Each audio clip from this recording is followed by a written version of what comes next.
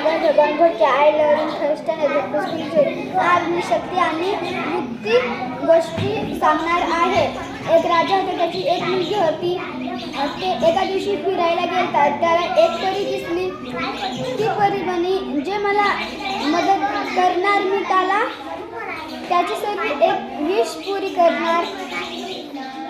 मग राजाने तिला खाली उतरवलं। परी म्हणाली, तू माझी मदत केली, आता मी तुझी हर एक विष पुरी करणार। मग राजा म्हणाला, मी ज्याला पण हात लावली ते सोनं बनलं पाहिजे। परी म्हणे, बरं। मग परीने ती शक्ती त्याला दिली। राजा पुढे गेला आणि एका झाडाला हात लावला, ते सोनं बनले। त्यानंतर डबल पुढे गेला, त्यानंतर एक घोडं दिसलं, त्याने हात लावला, ते पण सोनं बनलं। घरी आनंदात गेला, त्यांनी त्याच्या घरच्या भांड्यांना हात लावला, ते पण सोनं बनलं। त्यानंतर त्या आनंदात त्याच्या मुलीला झप्पी मारली, त्यानंतर त्याची मुलगी सोनं बनली। आणि मग ते परीपाशी रडत गेला। परीला म्हणाला,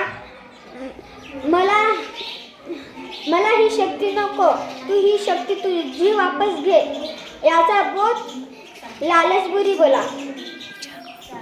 कोणती कृती विचार करून करावे। थँक्यू।